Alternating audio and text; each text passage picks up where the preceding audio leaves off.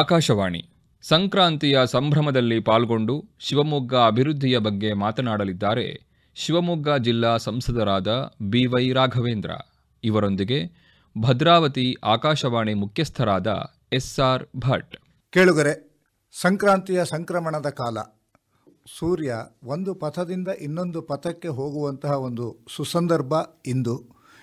ಇಂದಿನ ಈ ಕಾರ್ಯಕ್ರಮದಲ್ಲಿ ಶಿವಮೊಗ್ಗ ಜಿಲ್ಲೆ ಒಂದು ಹಂತದಿಂದ ಇನ್ನೊಂದು ಹಂತಕ್ಕೆ ಯಾವ್ಯಾವ ರೀತಿಯಲ್ಲಿ ಹೋಯಿತು, ಶಿವಮೊಗ್ಗದ ಚಿತ್ರಣ ಹೇಗೆ ಬದಲಾಗ್ತಾ ಇದೆ ಮತ್ತು ಬದಲಾಗಿದೆ, ಈ ಎಲ್ಲ ವಿಷಯಗಳನ್ನು ನಿಮ್ಮೊಟ್ಟಿಗೆ ಹಂಚಿಕೊಳ್ಳುವಂಥ ಒಂದು ಆಸೆಯೊಂದಿಗೆ ನಾವು ಇನ್ನು ಮಾತನಾಡಿಸ್ತಾ ಇದ್ದೀವಿ ಶಿವಮೊಗ್ಗ ಜಿಲ್ಲೆಯ ಸಂಸದರಾದಂತಹ ಬಿ.ವೈ.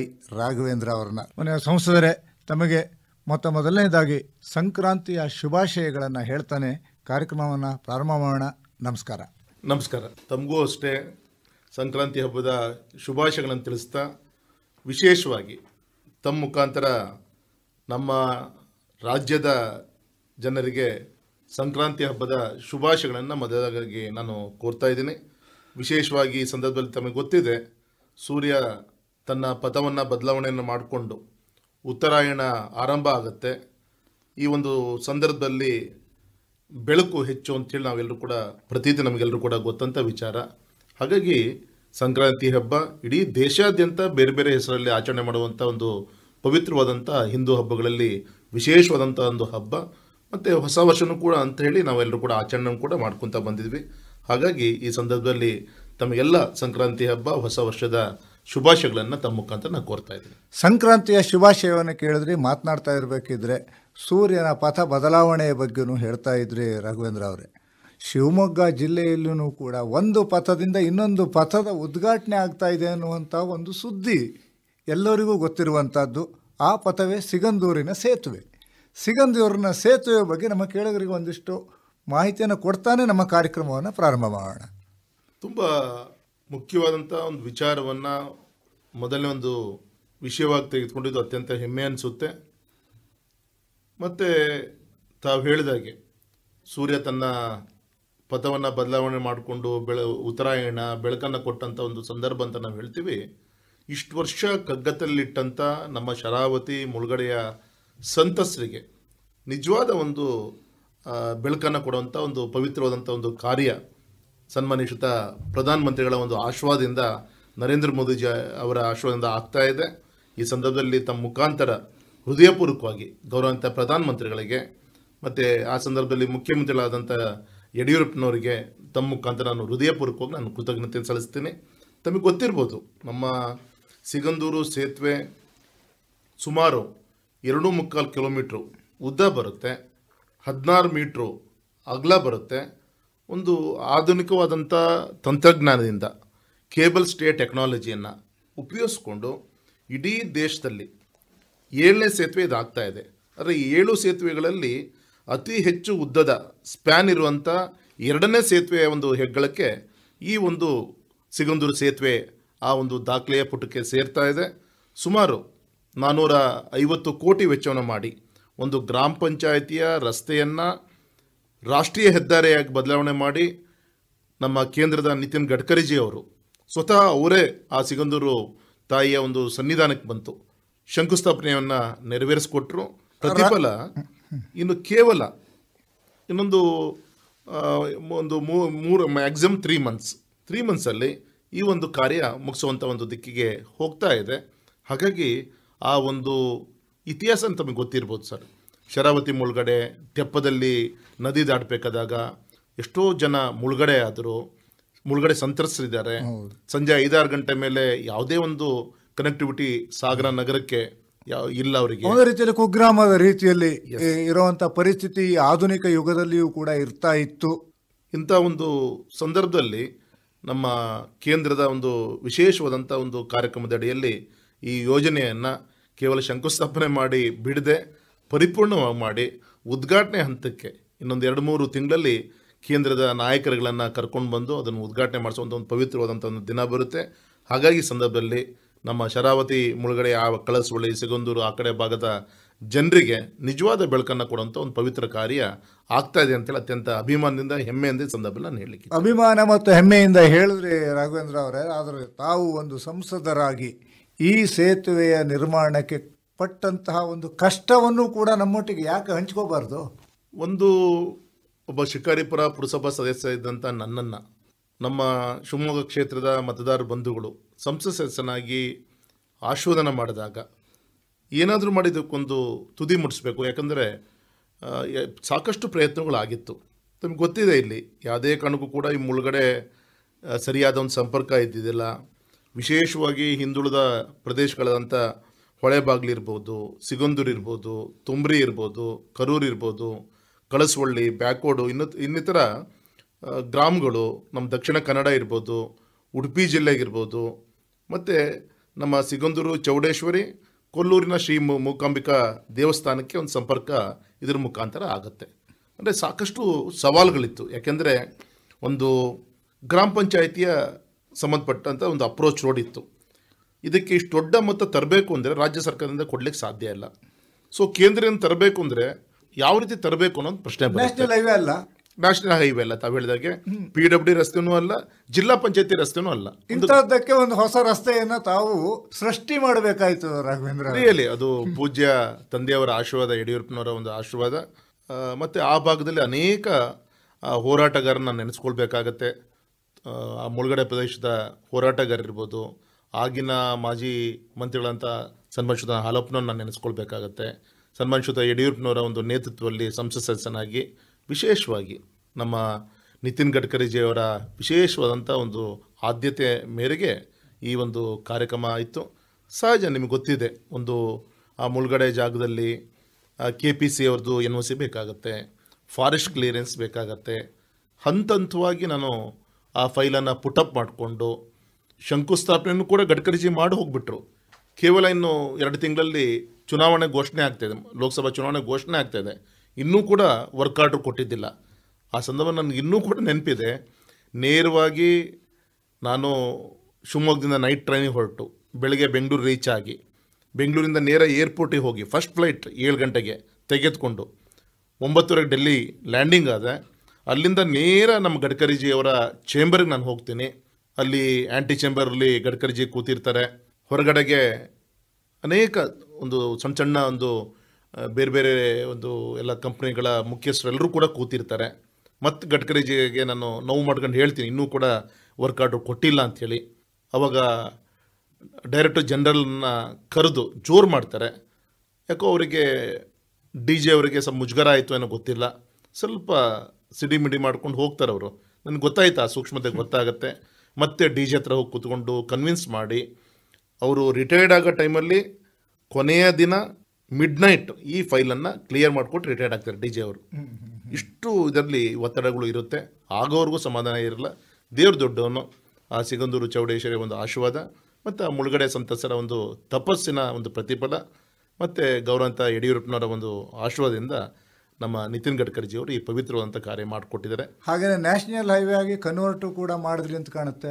ಎಸ್, ಈಗ ಆ ಸೇತುವೆಗೆ ದುಡ್ಡು ತರಬೇಕು ಅಂದರೆ ಆ ಗ್ರಾಮ ಪಂಚಾಯಿತಿ ರಸ್ತೆಯನ್ನು ರಾಷ್ಟ್ರೀಯ ಹೆದ್ದಾರಿಯಾಗಿ ಅದನ್ನು ಅಪ್ಗ್ರೇಡ್ ಮಾಡಬೇಕಾಯಿತು. ಅವಾಗ ನಾವು ರಾಷ್ಟ್ರೀಯ ಹೆದ್ದಾರಿಯಿಂದ ಇಲಾಖೆಯಿಂದ ಹಣ ತರಲಿಕ್ಕೆ ನಮಗೆ ತುಂಬ ಅನುಕೂಲ ಆಯಿತು. ಪಂಚಾಯಿತಿ ರಸ್ತೆಯನ್ನು ರಾಷ್ಟ್ರೀಯ ಹೆದ್ದಾರಿನಾಗ ಮಾಡಿಬಿಟ್ರಿ. ಎಸ್, ಇವತ್ತು ಆ ಗ್ರಾಮ ಪಂಚಾಯಿತಿ ರಸ್ತೆಯೂ ಕೂಡ ರಾಷ್ಟ್ರೀಯ ಹೆದ್ದಾರಿ ಆದಮೇಲೆ ಈಗ ಆ ರಸ್ತೆಗೆ 400 ಕೋಟಿ ರೂಪಾಯಿಯನ್ನು ಸ್ಯಾಂಕ್ಷನ್ ಮಾಡಿಸಿದ್ದೀನಿ.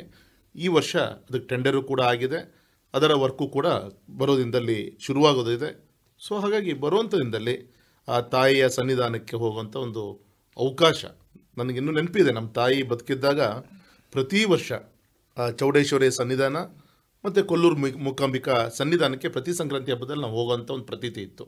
ಆದರೆ ಇವತ್ತು ಒಂದು ಜನರ ಆಶೀರ್ವಾದ ಇದ್ದರೆ ಆ ಕ್ಷೇತ್ರದ ಸೇವೆ ಮಾಡುವಂಥ ಒಂದು ದೊಡ್ಡ ಆಶೀರ್ವಾದ ಇವತ್ತು ನಮ್ಮ ಕುಟುಂಬಕ್ಕೆ, ನನಗೆ ನಮ್ಮ ಸಂಘಟನೆ ಇವತ್ತು ನಮಗೆ ಅವಕಾಶ ಮಾಡಿಕೊಟ್ಟಿದೆ. ನಾನು ಈ ಸಂದರ್ಭದಲ್ಲಿ ನನ್ನ ಯಾವುದೋ ಒಂದು ಪೂರ್ವಜನ್ಮದ ಒಂದು ಪುಣ್ಯದ ಫಲ ಅಂತೇಳಿ ನಾನು ಹೇಳಲಿಕ್ಕೆ ಇಚ್ಛೆ. ಹೌದು, ಯಾಕೆಂದರೆ ಭಾಳಷ್ಟು ಜನರಿಗೆ ತಾವು ಈ ಸಾಗರದಿಂದ ಸಿಗಂದೂರಿಗೆ ಹೋಗಬೇಕು ಅಂತಂದರೆ ನಮಗೆ ಅದೃಷ್ಟ ಇದ್ದರೆ ಹೋಗ್ತೀವಿ ಎನ್ನುವಂಥ ಒಂದು ಮಾತಿತ್ತು. ಯಾಕೆಂದರೆ ಎಷ್ಟೋ ಸಂದರ್ಭಗಳಲ್ಲಿ ಬಾರ್ಜ್ ಕೆಟ್ಟ ಹೋಗೋದಿತ್ತು. ಇಲ್ಲ ಅಂತಂದರೆ ಅತಿಯಾದಂಥ ನೀರು ಬಂದರೂ ಕಷ್ಟ, ಅತಿ ಕಡಿಮೆ ನೀರಿದ್ದರೂ ಕಷ್ಟ. ಸಾಯಂಕಾಲ 6 ಗಂಟೆ ಆದಮೇಲೆ ಹೋಗೋದಕ್ಕೆ ಸಾಧ್ಯ ಇಲ್ಲ. ವೆಹಿಕಲ್ ತಂದರೆ ತಗೊಂಡೋಗೋದಕ್ಕೆ ಸಾಧ್ಯ ಇಲ್ಲ. ಈ ಥರದ ಕಷ್ಟ ಕಾರ್ಪಣ್ಯಗಳಿಗೆ ಈಗ ಒಂದು ಮುಕ್ತಿಯನ್ನು ಹಾಡ್ತಾ ಇದ್ದೀರಿ. ಎಸ್, ಹಾಗೆಯೇ ಇದರೊಟ್ಟಿಗೆ 2 ಜಿಲ್ಲೆಯ ಸಂಪರ್ಕವನ್ನು ಕೂಡ ಬಹಳ ಸೂಕ್ಷ್ಮವಾಗಿ ಮಾಡಿಬಿಟ್ರಲ್ಲ. ತುಂಬ ಅನುಕೂಲ ಆಗುತ್ತೆ ಇದರಿಂದ. ತಾವು ಹೇಳಿದಾಗೆ ಆ ಭಾಗ ಉಡುಪಿ ಜಿಲ್ಲೆಗೆ, ವಿಶೇಷವಾಗಿ ಉಡುಪಿ ಮಂಗಳೂರು ಕಡೆಗೆ, ಮತ್ತು ನಮಗೆ ಭಟ್ಕಳ ಮುಖಾಂತರ ಕಾರವಾರ ಕಡೆ ಹೋಗ್ಲಿಕ್ಕೂ ಕೂಡ ಸಾಕಷ್ಟು ನಮ್ಮ ಪಿಲಿಗ್ರಿಮೇಜ್ ಸೆಂಟರ್ಸ್ಗಳಿಗೆ ಹೋಗಲಿಕ್ಕೆ ತುಂಬ ಒಂದು ಅತ್ಯುತ್ತಮವಾದಂಥ ಒಂದು ಸಂಪರ್ಕ ಬರೋದ್ರಿಂದಲೇ ಇದು ಉದ್ಘಾಟನೆ ಒಂದು ದಿನಗಳನ್ನು ನಾವೆಲ್ಲರೂ ಕೂಡ ನೋಡ್ತಾ ಇದ್ದೀವಿ. ಮತ್ತು ನಂಗೆ ಸಮಾಧಾನ ಆಗಲಿಲ್ಲ, ಮೊನ್ನೆ ನಾನು ಕೇಂದ್ರದ ರಾಷ್ಟ್ರೀಯ ಹೆದ್ದಾರಿ ಆ ಸಮಿತಿಯೊಳಗೆ ನಾನು ಸದಸ್ಯನಾಗಿ ನಾನು ಇದ್ದೀನಿ. ಮೊನ್ನೆ ಹೇಳಿದೆ ತುಂಬ ಚೆನ್ನಾಗಿ ಬರ್ತಾ ಇದೆ, ಸಂಜೆ ಮೇಲೂ ಕೂಡ ಆ ಬ್ರಿಡ್ಜು ಚೆನ್ನಾಗಿ ಕಾಣಬೇಕು, ಏನು ಮಾಡ್ಬೋದು ಅಂತೇಳಿ ಹೋಮ್ವರ್ಕ್ ಮಾಡಿ ಮತ್ತು ಮೊನ್ನೆ ಒಂದು 3 crores ಲೈಟಿಂಗಿಗೋಸ್ಕರ, ಬ್ಯೂಟಿಫಿಕೇಷನ್ಗೋಸ್ಕರ ಮೊನ್ನೆ ಮತ್ತೆ ಅದನ್ನು ಸ್ಯಾಂಕ್ಷನ್ ಮಾಡಿಸುವಂಥ ಒಂದು ಪ್ರಯತ್ನ ಆಯಿತು. ಸೊ ಸಂಜೆ ಹೊತ್ತು ಕೂಡ ಕತ್ಲಲ್ಲೂ ಕೂಡ ಸೇತುವೆ ಕಾಣೋ ರೀತಿಯಲ್ಲಿ ಲೈಟಿನ ಅಲಂಕಾರನೂ ಕೂಡ ಅದಕ್ಕೆ ಮಾಡುವಂಥ ಒಂದು ಪ್ರಕ್ರಿಯೆ. ಅಂದರೆ ಒಂದು ರೀತಿಯಲ್ಲಿ ದೈವಿಕ ಅಂದರೆ ಧಾರ್ಮಿಕ ಸ್ಥಳದೊಟ್ಟಿಗೆ ಪ್ರೇಕ್ಷಣೀಯ ಸ್ಥಳವನ್ನಾಗಿಯೂ ಕೂಡ ಅದನ್ನು ಮಾಡ್ತಾ ಇದ್ದೀರಿ. ಎಸ್ ಸರ್, ರಿಯಲಿ ಆ ಸೇತುವೆ ನೋಡಲಿಕ್ಕೆ, ಆ ಸೇತುವೆ ಮೇಲೆ ಓಡಾಡೋದು ಒಂದಾಯಿತು. ಆದರೆ ಸೇತುವೆ ಒಂದು ಪ್ರವಾಸೋದ್ಯಮದ ಕೇಂದ್ರವಾಗಿ ಸೇತುವೆ ನೋಡಲಿಕ್ಕೆ ಜನ, ಯಾಕೆಂದರೆ ಈ ಸರೌಂಡಿಂಗ್ಲಿ ಅಷ್ಟು ಉದ್ದವಾದಂಥ ಸೇತುವೆ, ಇಡೀ ದೇಶದಲ್ಲಿ 2ನೇ ಒಂದು ಉದ್ದವಾದಂಥ ಸ್ಪ್ಯಾನ್ ಇರುವಂಥ ಒಂದು ಸೇತುವೆ ಸರ್ ಇದು. ಕೇವಲ 12 ಪಿಲ್ಲರ್ ಮೇಲೆ 2.25 ಕಿಲೋಮೀಟರ್ ಈ ಸೇತುವೆ ಏನಿದೆ ನೋಡಲಿಕ್ಕೆ ಬರ್ತಾರೆ.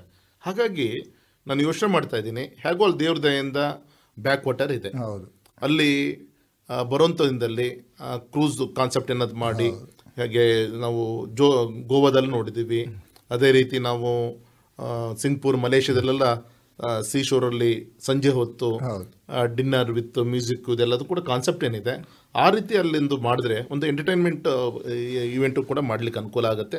ಅದನ್ನು ಕೂಡ ನಾನು ಯೋಚನೆಯನ್ನು ಮಾಡ್ತಾ ಇದ್ದೀನಿ ಸರ್. ಧಾರ್ಮಿಕದೊಟ್ಟಿಗೆ ಸಾಂಸ್ಕೃತಿಕವು ಕೂಡ ಸೇರ್ಕೊಳ್ಳುವಂಥ ಒಂದು ವ್ಯವಸ್ಥೆಯನ್ನು ಮಾಡೋ ಯೋಚನೆಯಲ್ಲಿದ್ದೀರಿ. ಒಂದಿದೆ ರಾಘವೇಂದ್ರ, ತಮ್ಮ ಬಗ್ಗೆ ಒಂದು ಮಾತಿದೆ, ತಾವು ಒಂದು ಮನಸ್ಸಿನಲ್ಲಿ ಇಟ್ಕೊಂಡು ಹಠಕ್ಕೆ ಬಿದ್ದರೆ ಹಠ ಸಾಸ್ಯ ಬಿಡ್ತೀರಿ ಅಂತ. ಈ ಹಠನೂ ಸಾಸ್ಯ ಬಿಟ್ರಲ್ಲ, ಶಕ್ತಿ ಕೊಟ್ಟಂತ ನಮ್ಮ ಶಿವಮೊಗ್ಗ ಕ್ಷೇತ್ರದ ಜನ. ಹಾಗಾಗಿ ದೇವ್ರ ದಯೆಯಿಂದ ಎಲ್ಲದೂ ಕೂಡ ಇದು ಸೇತುವೆ ಬಗ್ಗೆ ಆಯಿತು.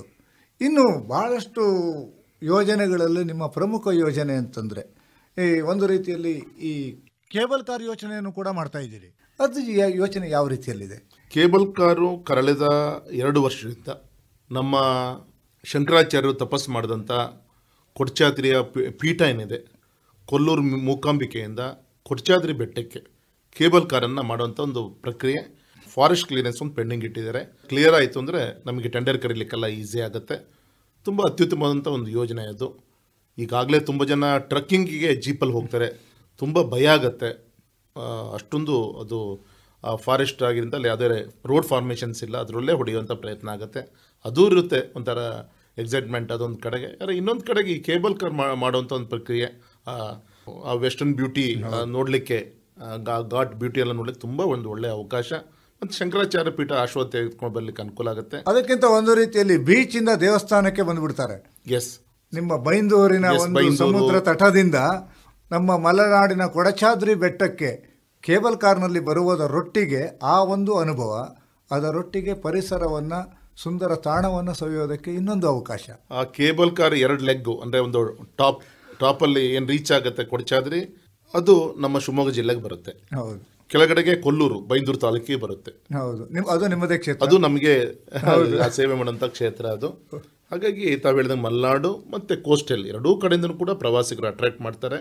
ಒಂದು ದಿನಕ್ಕೆ 10,000ಗಿಂತ ಹೆಚ್ಚು ಭಕ್ತಾದಿಗಳು ಕೊಲ್ಲೂರು ಮೂಕಾಂಬಿಕಾ ಸನ್ನಿಧಾನಕ್ಕೆ ಬರ್ತಾ ಇದ್ದಾರೆ. ಅಷ್ಟು ದೂರದಿಂದ ಬರ್ತಾರೆ. ರಾಷ್ಟ್ರಪತಿಗಳಿಂದ ಹಿಡಿದು ನಮ್ಮ ದೇಶದ ಎಲ್ಲ ರಾಜ್ಯದ ಮುಖ್ಯಮಂತ್ರಿಗಳು ಕೂಡ ಅಲ್ಲಿ ಬಂದು ಹೋಗುವಂಥ ಒಂದು ಪ್ರತೀತಿ. ಸದ್ಭಕ್ತರಂತೂ ದೊಡ್ಡ ಸಂಖ್ಯೆಯಲ್ಲಿ ಬರ್ತಾರೆ. ಹಾಗಾಗಿ ಅಲ್ಲಿ ಬಂದಾಗ ಅವರು ಸಮಯ ಕಳೆಯೋಕ್ಕೆ ಈ ರೀತಿಯಂಥ ಒಂದು ವಿಶೇಷವಾದಂಥ ಒಂದು ಪ್ರಯತ್ನ ಶುರು ಮಾಡಿದ್ದೀನಿ. ಜನ 100 ವಿಶ್ವಾಸ ಇದೆ. ಅದು ಕೂಡ ಆ್ಯನ್ಯುವಲ್ ಪ್ಲ್ಯಾನಲ್ಲಿ ಅದು ತೆಗೆದುಕೊಂಡು ಅದನ್ನು ಫುಲ್ಫಿಲ್ ಮಾಡಲಿಕ್ಕೆ ಈಗ ಆಲ್ರೆಡಿ ಅದಕ್ಕೆ 350 crores ಹಣವನ್ನು ಇಡುವಂಥ ಪ್ರಯತ್ನ ಕೂಡ ಆಗಿದೆ. ಮೊದಲು 6.5 ಕಿಲೋಮೀಟರ್ ಆಗ್ತಿತ್ತು ಕೇಬಲ್ ಕಾರು, ಈಗ ಅದನ್ನು ಶಾರ್ಟ್ ಮಾಡಲಿಕ್ಕೆ ಅಷ್ಟು ಉದ್ದ ಬೇಡ ಅಂಥೇಳಿ ಇನ್ನೂ ಸ್ವಲ್ಪ ಇಂಟೀರಿಯರ್ ಹೋಗಿ ಅಲ್ಲಿಂದ ಪ್ರಾಜೆಕ್ಟ್ ಶುರು ಮಾಡಲಿಕ್ಕೆ 4.5 ಕಿಲೋಮೀಟ್ರಿಗೆ ಬಂದಿದೆ. ಈಗ ಅದೊಂದು ಇನ್ನೊಂದು ಐತಿಹಾಸಿಕವಾದಂಥ ಒಂದು ಕಾರ್ಯಕ್ರಮ ಅದು ಕೂಡ ಆಗುತ್ತೆ. ಇದು ಯಾಕೆ ಹೇಳ್ತಿದ್ದೀನಿ ಅಂತಂದರೆ, ಇತ್ತೀಚಿನ ದಿನದಲ್ಲಿ ನಮ್ಮ ಬೆಂಗಳೂರು ಟು ಕಾರವಾರ ಕೊಂಕಣ ರೈಲ್ವೆಯಲ್ಲಿ ಹೋಗುವಂಥವರು ಆ ಒಂದು ಸುಬ್ರಹ್ಮಣ್ಯದ ಘಾಟನ್ನು ಸವಿಯೋದಕ್ಕೋಸ್ಕರನೇ ಆ ಟ್ರೈನಿಗೆ ಹೋಗೋಂಥವ್ರನ್ನ ಭಾಳಷ್ಟು ಜನರನ್ನ ನೋಡಿದ್ದೀವಿ. ಇನ್ನು ಅದಕ್ಕಿಂತ ಸುಂದರವಾಗಿ ಕೋಸ್ಟಲ್ ಟು ಮಲೆನಾಡು ಎಸ್, ಸುಲಭವಾಗಿ ಬರೋದಕ್ಕೆ ಅವಕಾಶವನ್ನು ಕೊಡ್ತಾ ಇದ್ದೀರಿ. ನಮ್ಮ ರಾಜ್ಯದಲ್ಲಿ ಒಂದು ವಿಶೇಷವಾದಂಥ ಪ್ರಾಜೆಕ್ಟು. ಹೌದು, ಆ ಗ್ರೀನರಿ, ಆ ಬ್ಯೂಟಿ, ಪರಿಸರವನ್ನು ತುಂಬ ಹತ್ತಿರದಿಂದ ವೀಕ್ಷಣೆ ಮಾಡಲಿಕ್ಕೆ, ಪರಿಸರವನ್ನು ಉಳಿಸ್ಕೊಂಡು ಪರಿಸರವನ್ನು ಬೆಳೆಸ್ಕೊಂಡು ಹೋಗಲಿಕ್ಕೆ, ಮತ್ತು ಆ ಧಾರ್ಮಿಕವಾದಂಥ ಸ್ಥಳವನ್ನು ಭೇಟಿ ಮಾಡಲಿಕ್ಕೆ ಒಂದು ಅತ್ಯುತ್ತಮ ಕಾರ್ಯಕ್ರಮ. ಮತ್ತು ವಿಶೇಷವಾಗಿ ನಾನೇನು ಯೋಚನೆ ಮಾಡ್ತಾ ಇದ್ದೀನಿ ಅಂದರೆ, ಇವತ್ತು ಶಿವಮೊಗ್ಗದಲ್ಲಿ ವಿಮಾನ ನಿಲ್ದಾಣ ಆಯಿತು. ಒಂದು ಪೇಪರ್ನಲ್ಲಿ ಸ್ಟ್ಯಾಟಿಸ್ಟಿಕ್ಸ್ ಬಂದಿದೆ. ಈ ವರ್ಷದಲ್ಲಿ ಸುಮಾರು 12,000ಗಿಂತ ಹೆಚ್ಚಿನ ಪ್ರವಾಸಿಗರು ಶಿವಮೊಗ್ಗದ ವಿಮಾನ ನಿಲ್ದಾಣದಲ್ಲಿ ಬಂದು ಹೋದಂಥ ಸಂಖ್ಯೆ. ಇದನ್ನು ಬಹಳಷ್ಟು ಜನ ಹೇಳ್ಬಿಡ್ತೀವಿ, ಶಿವಮೊಗ್ಗ ವಿಮಾನ ನಿಲ್ದಾಣ ಆದ್ರೆ ಹೋಗೋ ಜನ ಯಾರಿದ್ದಾರೆ ಅಂತ ಕೇಳೋವರಿಗೆ ಉತ್ತರ ಕೊಟ್ಬಿಟ್ಟಿದ್ದೀರಿ. ಕೇಳೋರಿದ್ರು. ಎಸ್, ಈವನ್ ನೆಕ್ಸ್ಟ್ ಮಂತಲ್ಲಿ ಅಹಮದಾಬಾದ್ ಇರ್ಬೋದು, ಶಿರಡಿ ಇರ್ಬೋದು, ಡೆಲ್ಲಿ ಇರ್ಬೋದು, ಡೈರೆಕ್ಟ್ ಫ್ಲೈಟ್ಸ್ಗಳು ಶುರುವಾಗಂಥ ದಿಕ್ಕಿನಲ್ಲಿ. ಹಾಗಾಗಿ ನಮ್ಮ ಶಿವಮೊಗ್ಗಕ್ಕೆ ಪ್ರವಾಸಿಗರು ದೊಡ್ಡ ಸಂಖ್ಯೆಯಲ್ಲಿ. ಇವತ್ತು ಹೈದರಾಬಾದಿಗೆ 2 ಫ್ಲೈಟ್ ಹೋಗ್ತಾ ಇದೆ, ಚೆನ್ನೈಗೆ 1 ಫ್ಲೈಟ್ ಹೋಗ್ತಾ ಇದೆ, ತಿರುಪತಿ 1 ಫ್ಲೈಟ್ ಹೋಗ್ತಾ ಇದೆ, ಗೋವಾಕ್ಕೆ 1 ಫ್ಲೈಟ್ ಹೋಗ್ತಾ ಇದೆ, ಬ್ಯಾಂಗ್ಳೂರಿಗೆ 1 ಫ್ಲೈಟ್ ಹೋಗ್ತಾ ಇದೆ. ಹಾಗಾಗಿ ಹೊರಗಡೆಯಿಂದ ಬರೋಂಥ ಪ್ರವಾಸಿಗರು ಇರ್ಬೋದು. ವಿಶೇಷವಾಗಿ ಯುವಕರು, ಸಾಫ್ಟ್ವೇರ್ ಬಿಸ್ನೆಸ್ ಮಾಡೋಂಥವ್ರಿಗೆ, ಸಾಫ್ಟ್ವೇರ್ ಕಂಪ್ನೀಸ್ ನಮ್ಮ ಶಿವಮೊಗ್ಗಕ್ಕೆ ಬರಲಿಕ್ಕೆ, ಎಂಪ್ಲಾಯ್ಮೆಂಟ್ ಕ್ರಿಯೇಟ್ ಮಾಡಲಿಕ್ಕೆ ಈ ಏರ್ಪೋರ್ಟ್ ತುಂಬ ಬಹುಮುಖ್ಯ ಆಗುತ್ತೆ. ಹೌದು, ಮತ್ತು ಆ ಸಾಫ್ಟ್ವೇರಲ್ಲಿ ವರ್ಕ್ ಮಾಡೋ ಕಂಪ್ನಿಗಳಲ್ಲಿ ವರ್ಕ್ ಮಾಡೋಂಥವ್ರಿಗೆ ಒಂದು ವೀಕೆಂಡ್ ಎಂಟರ್ಟೈನ್ಮೆಂಟಿಗೆ ಇರ್ಬೋದು, ಹೊರಗಡೆಯಿಂದ ಬರೋಂಥ ಪ್ರವಾಸಿಗರು ಇರ್ಬೋದು, ಒಂದು 3-4 ದಿನ ಆದರೂ ಕೂಡ ಶಿವಮೊಗ್ಗ ಸುತ್ತಮುತ್ತಲಿನಲ್ಲಿ ಈ ರೀತಿಯ ಪ್ರವಾಸ ಅನುಕೂಲ ಆಗುವಂಥ ಜಾಗಗಳನ್ನು ನೋಡಬೇಕಾಗತ್ತೆ. ಸೊ ಆ ದೃಷ್ಟಿಯಿಂದ ಇವತ್ತು ಜೋಗ್ ಫಾಲ್ಸ್ ಅಭಿವೃದ್ಧಿ ಆಗ್ತಾ ಇದೆ. ಇದನ್ನ ಕೇಳಬೇಕಿತ್ತು. ಜೋಗ್ ಫಾಲ್ಸ್ ಅಭಿವೃದ್ಧಿ ಅಂತಂದ ಕೂಡಲೇ ಕೇಬಲ್ ಕಾರ್ನ ಅಲ್ಲೂ ತರ್ತೀರಿ ಅಂತ ಏನೋ ಒಂದು ಸುದ್ದಿ ಇತ್ತು, ಹೌದಾ ರಾಘವೇಂದ್ರ ಅವರೇ? ಒಂದು ತಿಂಗಳು ಕೆಳ ಕ್ಲಿಯರ್ ಆಯಿತು. ನಮ್ಮ ಜೋಗ್ ಫಾಲ್ಸ್ನ ಎರಡೂ ತುದಿಯ ಫಾಲ್ಸ್ ಮೇಲೆ ಆ ಕೇಬಲ್ ಕಾರನ್ನು ತೆಗೆದುಕೊಳ್ಳುವಂಥ ಪ್ರಯತ್ನ. ಒಂದು ತುದಿ ಹೊನ್ನಾವರ ತಾಲೂಕಿಗೆ ಬರುತ್ತೆ, ಇನ್ನೊಂದು ನಮ್ಮ ಶಿವಮೊಗ್ಗ ಜಿಲ್ಲೆಗೆ ಬರುತ್ತೆ. ಅದು ಕೂಡ ಕ್ಲಿಯರೆನ್ಸ್ ಸಿಕ್ಕಿದೆ. ಮತ್ತು ಅಲ್ಲಿ ಉಳಿಲಿಕ್ಕೆ ಬೇಕಂತ ಇನ್ನೂ ಒಂದು ಒಳ್ಳೆ ರೀತಿಯಂಥ ಒಂದು ಬೇಸಿಕ್ ಹೋಟೆಲ್ ಇರ್ಬೋದು. ಈ ರೀತಿ ಜೋಗ್ ಫಾಲ್ಸು ಕೂಡ ಅಭಿವೃದ್ಧಿ ಮಾಡಲಿಕ್ಕೆ ಹೊರಟಾಗ ತುಂಬ ವರ್ಷದಿಂದ ಭಾಷಣಗಳು ಆಗ್ತಾಯಿತ್ತು. ನನಗೂ ದೊಡ್ಡ ಸವಾಲಾಯಿತು. ದುಡ್ಡು ತರೋದು ದೊಡ್ಡ ವಿಚಾರ ಅಲ್ಲ, ಆದರೆ ಅಲ್ಲಿ ಸಮಸ್ಯೆ ಇದ್ದಿದ್ದು ಮಂಕಿ ಟೈಲ್, ಮುಸಿಮಂಗದ ಒಂದು ಬಾಲದ ಒಂದು ವೈಲ್ಡ್ ಫಾರೆಸ್ಟ್ ಅಂತ ಹೇಳ್ತಾರೆ. ಅಲ್ಲಿ ಅದರ ಒಂದು ಫಾರೆಸ್ಟ್ ಪೂರ್ತಿ ಕ್ಲಿಯರೆನ್ಸ್ ತೆಗೆದುಕೊಳ್ಳೋದು ಅಂದರೆ, ಒಂದು ವೈಲ್ಡ್ ಫಾರೆಸ್ಟಿನ ತುದಿಯಿಂದ ಬಫರ್ ಝೋನ್ ಅಂತೇಳಿ 10 ಕಿಲೋಮೀಟರ್ ಇರುತ್ತೆ. 10 ಕಿಲೋಮೀಟರ್ ಅಂತ ತೆಗೆದುಕೊಂಡಾಗ ಅಲ್ಲಿ ಕೇವಲ 1 ಅಥವಾ 2 ಎಕರೆ ಮಾತ್ರ ನಮ್ಮ ಡೆವಲಪ್ಮೆಂಟಿಗೆ ಜಾಗ ಉಳಿತಿತ್ತು ಜೋಗ್ ಫಾಲ್ಸಲ್ಲಿ. ಆ ಬಫರ್ ಝೋನನ್ನು 10 ಕಿಲೋಮೀಟರ್ಸ್ ಇದ್ದಿದ್ದನ್ನು 1 ಕಿಲೋಮೀಟ್ರ್ ಮಾಡಿದ್ವಿ, ಹಿಂದೆ ಸರಿಸಿದ್ವಿ. ಅದಕ್ಕೆ ಪರ್ಮಿಷನ್ ಬೇಕು ಅಂದರೆ ಕೇಂದ್ರ, ರಾಜ್ಯ ಸರ್ಕಾರದ ಅರಣ್ಯ ಅಧಿಕಾರಿ, ಇದು ಪರಿಸರ ಇಲಾಖೆಗಳದೆಲ್ಲ ಪರ್ಮಿಷನ್ ಬೇಕಾಗುತ್ತೆ. ಅದು ತೆಗೆದುಕೊಂಡಂಥ ಪ್ರತಿಫಲ ನಾನು ಇನ್ನೊಂದು 3-4 ತಿಂಗಳಲ್ಲಿ ಆ 80 ಕೋಟಿಯ ಪ್ರಾಜೆಕ್ಟ್ ಸಂಪೂರ್ಣ ಆಗುತ್ತೆ. ಯಾರಾದರೂ ಬಂದು ಉದ್ಘಾಟನೆ ಮಾಡಲಿ, ಆದರೆ ಮಾಡಿದಂಥ ತೃಪ್ತಿ ಯಡಿಯೂರಪ್ಪನವ್ರು ಮುಖ್ಯಮಂತ್ರಿಗಳಿದ್ದಾಗ ಆ ಹಣವನ್ನು, ರಾಜ್ಯ ಸರ್ಕಾರದೇ ಹಣ ಅದು, ಅದನ್ನು ಉಪಯೋಗಿಸ್ಕೊಂಡು ಪರಿಪೂರ್ಣ ಹಂತಕ್ಕೆ ಅದು ಈಗಾಗಲೇ ತೆಗೆದುಕೊಂಡು ಹೋಗುವಂಥ ಪ್ರಯತ್ನ ಆಗ್ತಾ ಇದೆ ಸರ್. ಅದನ್ನು ಕೂಡ ಪರಿಪೂರ್ಣ ಮಾಡ್ತಾ ಇದ್ದೀರಿ. ಆಮೇಲೆ ಜೋಗ್ ಫಾಲ್ಸ್ ಅಂತ ಕೂಡಲೇ ಸಾಮಾನ್ಯವಾಗಿ ಹೇಳೋವಂಥವ್ರದ್ದು ಒಂದು ಮಾತಿದೆ, ನಮ್ಗೆಲ್ಲ ಹೋದರೆ ಪಾರ್ಕಿಂಗ್ ಸೌಲಭ್ಯ ಭಾಳ ಕಷ್ಟ, ಉಳ್ಕೊಳ್ಳೋದು ಭಾಳ ಕಷ್ಟ. ಇದಕ್ಕೂ ಏನಾದರೂ ಯೋಚನೆ ಮಾಡಿದ್ದೀರಾ? ಜೋಗ್ ಫಾಲ್ಸು ಬರುವಂಥ ದಿನದಲ್ಲಿ ಒಂದು ದಿನಕ್ಕೆ 4-5 ಸಾವಿರ ಜನ ಪ್ರವಾಸಿಗರು ಬಂದು ಹೋಗುವಂಥ ಜಾಗ ಆಗುತ್ತೆ. ರಸ್ತೆ ತುಂಬ ಸಣ್ಣದಾಗಿದೆ, ನಾಳೆ ಟ್ರಾಫಿಕ್ ಇಶ್ಯೂಸ್ಗಳೆಲ್ಲ ಬರ್ಬೋದು ಅಂಥೇಳಿ ಜೋಗ್ ಫಾಲ್ಸಿಗೆ ಏನು ಅಭಿವೃದ್ಧಿ ಮಾಡ್ತಾ ಇದ್ದೀವಿ, ಅಲ್ಲಿಂದ 500 ಮೀಟ್ರ್ ದೂರದಲ್ಲಿ ಸುಮಾರು 25 ಎಕರೆ ಜಾಗದಲ್ಲಿ ಪಾರ್ಕಿಂಗಿಗೋಸ್ಕರ ವ್ಯವಸ್ಥೆಗಳನ್ನು ಮಾಡಿ, ಅಲ್ಲೂ ಕೂಡ ರೆಸ್ಟ್ ರೂಮ್ಸ್ ಇರ್ಬೋದು, ಬೇರೆ ಬೇರೆ ವ್ಯವಸ್ಥೆಗಳು, ಕ್ಯಾಂಟೀನು ಅಲ್ಲೂ ಕೂಡ ಮಾಡಿದ್ದೀವಿ. ಅಂದರೆ ಯಾವ ರೀತಿ ನಾವು ಹೊರದೇಶದಲ್ಲಿ ನೋಡ್ತೀವಿ, ನಮ್ಮ ವೆಹಿಕಲ್ ಪೂರ್ತಿ ಅಲ್ಲಿ ಪಾರ್ಕಿಂಗ್ ಮಾಡಿ ಬೈ ವಾಕ್ ಆರ್ ಅಲ್ಲಿಂದ ಒಂದು special bus from that point to Jog falls ಆ ಅರ್ಧ ಕಿಲೋಮೀಟ್ರಿಗೆ ಎಲ್ಲ ವೆಹಿಕಲ್ಗಳನ್ನ ಒಳಗಡೆ ತಗೊಂಡು ಹೋದರೆ ಪಾಪ ಉಳಿದಂಥ ಪ್ರವಾಸಿಗರಿಗೂ ಕೂಡ ಸಾಕಷ್ಟು ತೊಂದರೆ ಆಗುತ್ತೆ. ಇದನ್ನೆಲ್ಲ ನೋಡ್ಕೊಂಡು ಆ ರೀತಿಯ ಒಂದು ಕಾನ್ಸೆಪ್ಟನ್ನು ಮಾಡಿದೆ. ಈ ಒಂದು 2-3 ತಿಂಗಳು ಕ್ಲೋಸ್ ಮಾಡ್ತಾ ಇದ್ದೀವಿ. ಪಿನ್ ಟು ಪ್ಲೈನ್ ಎಲ್ಲದೂ ಕೂಡ ಕೆಲಸ ಮುಗಿತಾ ಇದೆ. ಈ ಒಂದು ಬರೋ ವರ್ಷದ ಈ ಮಳೆಗಾಲಕ್ಕೆ ನಾವು ಅದನ್ನು ಲೋಕಾರ್ಪಣೆಯನ್ನು ಮಾಡಿ ಸಂಪೂರ್ಣ ನಮ್ಮ ಪ್ರವಾಸಿಗರು ಅದು ಎಂಜಾಯ್ ಮಾಡಬೇಕು. ಒಟ್ಟಿನಲ್ಲಿ ಪ್ರವಾಸಿ ಹಬ್ ಮಾಡಿಬಿಡ್ಬೇಕು ಅಂತ ಡಿಸಿಷನ್ ಮಾಡಿದಾಗಿದೆ ತಾವು? ಅಲ್ಲ, ಆಗಲೇಬೇಕು ಸರ್. ಯಾಕಂದರೆ ಪರಿಸರ ದೇವ್ರು ಕೊಟ್ಟಂಥ ಪ್ರಕೃತಿ ಇದೆ, ಅದನ್ನು ಉಳಿಸ್ಕೊಂಡು ಬೆಳೆಸ್ಕೊಂಡು ಅದನ್ನು ದೇವ್ರು ಕೊಟ್ಟಂಥ ಈ ಕಣ್ಗಳಿಂದ ಅದನ್ನು ನೋಡಿ ಸಂತೋಷ ಪಡುವಂಥ ಒಂದು ವ್ಯವಸ್ಥೆ ಮಾಡಬೇಕಾಗಿರೋದು ಚುನಾಯಿತ ಪ್ರತಿನಿಧಿಗಳ ನಮ್ಮ ಕರ್ತವ್ಯ. ಜೋಗ್ ಫಾಲ್ಸ್ ಇರ್ಬೋದು, ಈಗಿರುವಂಥ ಸಕ್ಕರೆಬೇಲು, ಆನೆ ಬಿಡಾರ ಇರ್ಬೋದು, ಅದೇ ರೀತಿ ನಮ್ಮ ಲಯನ್ ಆ್ಯಂಡ್ ಟೈಗರ್ ಸಫಾರಿ ಇರ್ಬೋದು, ಶಿಕಾರಿಪುರ ಶರಣರ ನಾಡು ಅಂತ ನಾವು ಹೇಳ್ತೀವಿ, ಅಲ್ಲಿ ಶರಣೆ ಅಕ್ಕಮದೇವಿಯ ಜನ್ಮಸ್ಥಳ, ಅಲ್ಲೂ ಕೂಡ ಒಳ್ಳೆ ರೀತಿಯಂಥ ಅಭಿವೃದ್ಧಿ ಕಾರ್ಯ ಆಗ್ತಾ ಇದೆ. ಹಾಗಾಗಿ ಬರೋದ್ರಿಂದ ಇದೆಲ್ಲದೂ ಕೂಡ ಈ ಡಾಟ್ಸ್ಗಳನ್ನು ಜೋಡಿಸ್ಕೊತಾ ಹೋದರೆ ಯಾರೇ ಒಬ್ಬ ಪ್ರವಾಸಿಗರು ಬಂದರೆ ಸಂತೋಷವಾಗಿ 2-3 ದಿನ ಇಲ್ಲಿ ಸಮಯ ಕಳೆಯಕ್ಕೆ ತುಂಬ ಅನುಕೂಲ. 2-3 ದಿನ ಬರಬೇಕು ಅಂತ ಅವನಿಗೆ ಒಂದು ವಾರ ನೋಡುವಷ್ಟು ಪ್ರೇಕ್ಷಣೀಯ ಸ್ಥಳಗಳನ್ನು ಸೃಷ್ಟಿ ಮಾಡ್ತಾ ಇದ್ದೀರಿ. ಇನ್ನು BY ರಾಘವೇಂದ್ರ ಅಂತಂದು ಕೂಡಲೇ ಜಿಲ್ಲೆಗೆ ಟ್ರೈನನ್ನು ತರುವುದರಲ್ಲಿ ಎತ್ತಿದ ಕೈ. ಕರ್ನಾಟಕದ ಯಾವ ಸಂಸದರು ಮಾಡದೇ ಇರುವಂತಹ ಕೆಲಸವನ್ನು ರಾಘವೇಂದ್ರ ಅವರು ಮಾಡ್ತಾರೆ ಅನ್ನುವಂಥ ಒಂದು ಮಾತಿದೆ. ಏನು ಇದು ಮ್ಯಾಜಿಕ್ಕು ರಾಘವೇಂದ್ರ ಅವರೇ? ನಮ್ಮ ಶಿವಮೊಗ್ಗ ಆಶ್ಚರ್ಯ ಅಂದರೆ ನನಗೂ ಕೂಡ ಗೊತ್ತಿದೆ. ನಾನು ಕೂಡ MP ಆದಮೇಲೆ ನನಗೆ ಗೊತ್ತಾಯಿತು. ನಮ್ಮ ಶಿವಮೊಗ್ಗ ಜಿಲ್ಲೆಗೆ ಆಫ್ಟರ್ ಇಂಡಿಪೆಂಡೆನ್ಸ್ ಹೊಸದಾಗಿ ರೈಲ್ವೆ ರೂಟನ್ನು, ರೈಲ್ವೆ ಹಳಿಯನ್ನು ಹಾಕಿದಂಥ ಉದಾಹರಣೆ ಒಂದೂ ಕೂಡ ಇಲ್ಲಂತೆ. ಮೈಸೂರು ಮಹಾರಾಜರು ಅವತ್ತು ನಮ್ಮ VSL ಫ್ಯಾಕ್ಟ್ರಿಗೆ, ಅದೇ ರೀತಿ ನಮ್ಮ ತಾಳಗುಪ್ಪದಿಂದ ಪಲ್ಪನ್ನು, ವುಡ್ಡನ್ನು ತರಲಿಕ್ಕೋಸ್ಕರ ಒಂದು ಮೀಟರ್ ಗೇಜ್ ಮಾಡಿಸಿದ್ರು. ನಾನು ಸಂಸತ್ ಸದಸ್ಯನಾಗಿ ಮೊದಲೇ ಬಾರಿಗೆ ಆ ಮೀಟರ್ ಗೇಜನ್ನು ಬ್ರಾಡ್ ಗೇಜ್ ಮಾಡಲಿಕ್ಕೆ ರಾಜ್ಯ ಸರ್ಕಾರದಿಂದ 50%, ಕೇಂದ್ರ ಸರ್ಕಾರದಿಂದ 50% ಹಾಕಿಸಿ 180 ಕೋಟಿ ತಂದು ಶಿವಮೊಗ್ಗದಿಂದ ತಾಳಗುಪ್ಪದವರೆಗೂ ಕೂಡ ಬ್ರಾಡ್ ಗೇಜ್ ಮಾಡಿದಂಥ ಪ್ರತಿಫಲ ಇವತ್ತು ಶಿವಮೊಗ್ಗದಿಂದ ಅಪ್ ಟು ಸಾಗರ ತಾಳಗುಪ್ಪದವರೆಗೂ ಕೂಡ ನಂಬರ್ ಆಫ್ ಟ್ರೈನ್ಸ್ ಓಡಾಡ್ತಿದೆ. ಇದು ಒಂದು. ಎರಡನೇದು, ಉತ್ತರ ಅದು ಡೆಡ್ ಎಂಡು, ನಮಗೆ ಮುಂದೆ ಹೋಗಲಿಕ್ಕೆ ಅಲ್ಲಿ ಫಾರೆಸ್ಟ್ ಇಶ್ಯೂಸ್ಗಳು ಬರ್ತಾ ಇದೆ. ಹಾಗೆ ಶಿವಮೊಗ್ಗ ರಾಣೆಬೆನ್ನೂರು ಇನ್ನೊಂದು, ಈಗ 2,000 ಕೋಟಿ ಖರ್ಚು ಮಾಡಿ ಕೆಲಸ ಮಾಡ್ತಾ ಇದ್ದೀವಿ. ಅಲ್ಲಿ ಲಿಂಕ್ ಆಯಿತು ಅಂದರೆ ನಮಗೆ ಶಿವಮೊಗ್ಗ ರಾಣೆಬೆನ್ನೂರು ಸುಮಾರು 10 ರಾಜ್ಯಗಳಿಗೆ ಸಂಪರ್ಕ ಸಿಗ್ತಾ ಇದೆ. ಹಾಗಾಗಿ ಇನ್ನೊಂದು ವಿಶೇಷ ಅಂದರೆ ರೈಲ್ವೆ ಟರ್ಮಿನಲ್ ಕೋಚಿಂಗ್ ಡಿಪೋವನ್ನು ಕೋಟೆಂಗೂರು ಅಂತೇಳಿ ನಿರ್ಮಾಣ ಮಾಡುವಂಥ ಕಾರ್ಯ ಆಗ್ತಾ ಇದೆ. ಅಂದರೆ ಒಂದು ಟ್ರೈನ್ 3,000 ಗಂಟೆ ರನ್ ಆದಮೇಲೆ ಅದು ಸರ್ವಿಸ್ ಮಾಡಲಿಕ್ಕೆ ಒಂದು ಕೋಚಿಂಗ್ ಡಿಪೋ ಬೇಕಾಯಿತು. ಇಷ್ಟು ದಿನ ಮೈಸೂರಿಗೆ ಹೋಗ್ತಾಯಿತ್ತು, ನಮ್ಮ ಶಿವಮೊಗ್ಗ ಬರುವಂಥ ಟ್ರೈನ್ಗಳು ಮೈಸೂರಿಗೆ ಹೋಗ್ತಾ ಇತ್ತು. ಈಗ ಶಿವಮೊಗ್ಗದಲ್ಲೇ ಟರ್ಮಿನಲ್ ಕೋಚಿಂಗ್ ಡಿಪೋ ಆಗ್ತಾ ಇರೋದ್ರಿಂದ ಇಲ್ಲಿಗೆ ನಂಬರ್ ಆಫ್ ಟ್ರೈನ್ಸ್ ಬರುತ್ತೆ. ಈವನ್ ಒಂದೇ ಬಾರ ಟ್ರೈನ್ ಬಿಡಬೇಕು ಅಂದರೂ ಕೂಡ ನಮಗೆ ಕೋಚಿಂಗ್ ಡಿಪೋ ಬೇಕೇ ಬೇಕು. ಯಾಕೆ ನಮ್ಗೆ ಇರುವಂಥ ಶಿವಮೊಗ್ಗ ಪ್ಲ್ಯಾಟ್ಫಾರ್ಮು ಕೇವಲ 23ರಿಂದ 26 ಬೋಗಿಗಳು ಮಾತ್ರ ನಿಲ್ಲುತ್ತೆ, ಕೋಚಸ್ ಮಾತ್ರ. ಹಾಗಾಗಿ ಇಲ್ಲಾದರೆ ನಂಬರ್ ಆಫ್ ಅದು ಒಂದೇ ಭಾರತ್ ತರಲಿಕ್ಕೆ ಅನುಕೂಲ ಇದೆ. ಹಾಗೆ ನಾನು ಮೊದಲೇ ಸತಿ MP ಆದಾಗ 1200ರಿಂದ 300 ಜನ ಓಡಾಡ್ತಾಯಿತ್ತು ಪರ್ ಡೇ. ಇವತ್ತು ನಾನು ಹೆಮ್ಮೆಯಿಂದ ಹೇಳಲಿಕ್ಕೆ ಇಚ್ಛೆಪಡ್ತೇನೆ, 12-13 ಸಾವಿರ ಜನ ಒಂದು ದಿನಕ್ಕೆ ಟ್ರೈನ್ ಮುಖಾಂತರ ಇವತ್ತು ಪ್ರವಾಸದಲ್ಲಿದ್ದಾನೆ. ಮತ್ತು ಇನ್ನು ಯಾವ ದಿಕ್ಕಲ್ಲಿ ಸಂಪರ್ಕಕ್ಕೆ ಕೊರತೆ ಇದೆ ಅಂತೇಳಿ ಯೋಚನೆಯನ್ನು ಮಾಡಿ ನಮಗೆ ಕೋಸ್ಟಲ್ ಲೈನಿಗೆ ತೆಗೆದುಕೊಂಡು ಹೋಗಲಿಕ್ಕೆ ಯಾವುದೇ ಒಂದು ಸಂಪರ್ಕ ಸೇತುವೆ ನಮಗಿಲ್ಲ. ಯಾಕಂದರೆ ನಮಗೆ ಅಲ್ಲಿ ಫಾರೆಸ್ಟ್ ಇಶ್ಯೂ ಬಂತು ತಾಳಗುಪ್ಪದಿಂದ, ಸಿರ್ಸಿ ಮುಖಾಂತರ ಅದು ಕೂಡ ಪ್ರಯತ್ನ ಮಾಡ್ತಾ ಇದ್ದೀನಿ. ಇನ್ನೊಂದು, ಈ ಬಾರಿ ಬಜೆಟ್ನಲ್ಲಿ ಏನಾದರೂ ಮಾಡಿ ನಮ್ಮ ಭದ್ರಾವತಿ, ಚನ್ನಗಿರಿ, ಚಿಕ್ಕಜಾಜೂರು ಒಂದು ಹೊಸ ರೈಲ್ವೆ ರೂಟನ್ನು ಮಾಡಿಸ್ಬೇಕು ಅಂತ ನಾನು ಅತ್ಯಂತ ಗಂಭೀರವಾಗಿ ಯೋಚನೆ ಮಾಡ್ತಾ ಇದ್ದೀನಿ. ನಮ್ಮ ಭದ್ರಾವತಿ ಜನರಿಗೆ ಬಹಳ ಒಂದು ಸಂತೋಷದ ವಿಷಯವನ್ನೇ ಡಿಸ್ಕ್ಲೋಸ್ ಮಾಡ್ತಾ ಇದ್ದೀರಿ.